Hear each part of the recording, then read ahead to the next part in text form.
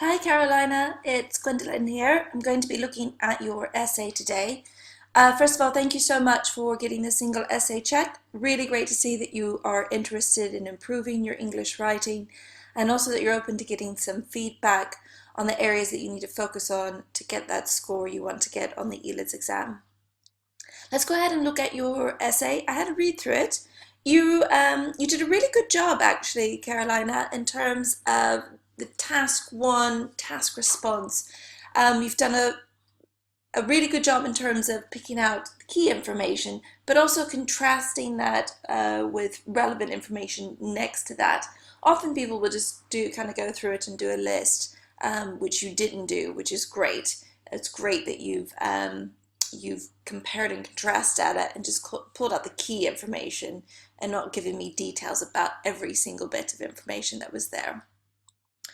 The only thing I might have suggested is maybe add a conclusion to your into your task one. It's always good to see a conclusion. Saying that though, you're already at 190 words, so you need to write 150. So you're a bit over the word count already.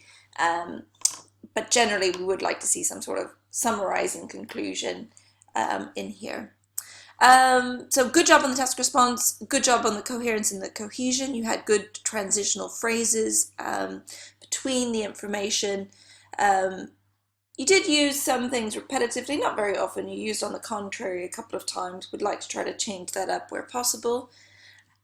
And there were just a few things on the spelling and the grammar, so where you've used the wrong word choice. So I'm going to read through that now, because that's at least 25% of your score. You didn't do bad on that. There was just a few instances, so let me read through that.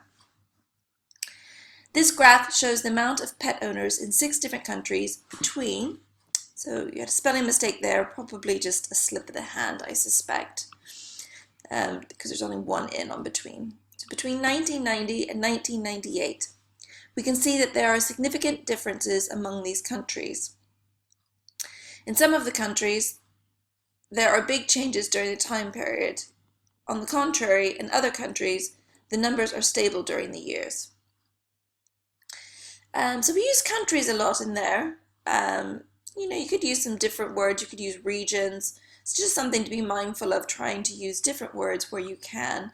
I know it's difficult here because we are talking about countries, but you maybe could have used regions just to change it up a little bit. Okay, let's move along. When we look at the total numbers, there was the highest amount of owners. So yeah, here, there was the highest amount of owners in 1994 with more than 900,000. Yeah, I'm going to fix this.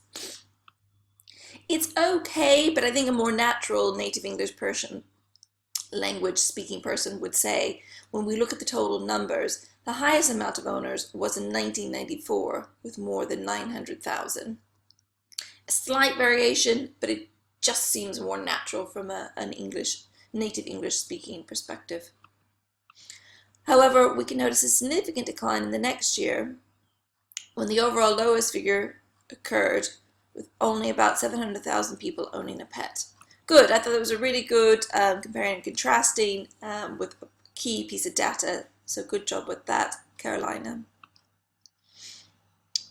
Regarding particular countries, good, great transitional phrase. The least pet owners can be found in Ireland. Yep, so there's an issue with this phrase here. So the least pet owners can be found, past tense. Check your verb form there. Can be found in Ireland, where there is a constant number of less than 100,000 pet owners each year. Another country with stable development. Yeah, this phrase here, stable development, those words put together, it just seems, I'm not sure development would be the most precise word that I would use here. I mean, development is more to do with house building, growing a city. Doesn't really seem to work here. So what would I use instead? Maybe you could use the phrase another country with stable ownership amounts is Scotland. However, they are the most pet owners among all these 6 countries. There, I think, yeah, that phrase needs some work as well. So you would say, however, they, using the pronoun of Scotland, they are the most pet owners among all the 6 countries. In Scotland, an average amount of people owning a pet is between 150,000 and 200,000. On the contrary, we can see noticeable changes in the numbers of owners in America, where the figures fluctuate, good vocabulary, between less than 100,000 and over 200,000 owners. In conclusion, and then I would just say, repeat something that you kind of said in conclusion, the number of pet owners between countries varies year on year, something like that. Overall, I thought that was a really good essay, Carolina. I would really have liked to see how you write your task 1 essays. That's something we can really help you with in terms if you struggle with ideas for your task 1. And then also coming up with examples for your task 1, that's something we could help you with, and come up with a structure to kind of get that essay down on paper within 40 minutes. That's something Ben's constructed in terms of a formula for that, which is really easy to use.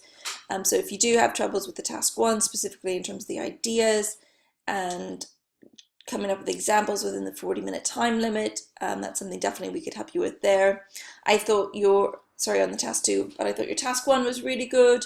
Just a few things on the word choice, but that's pretty minor, really. I thought overall it was a really good essay. Have a look at the email I sent you. There's some videos to watch about the Sentence Guide course. If you have any questions about it, do let Ben or I know. I hope you found this essay check helpful, and maybe we'll see you on the course. All right, bye for now.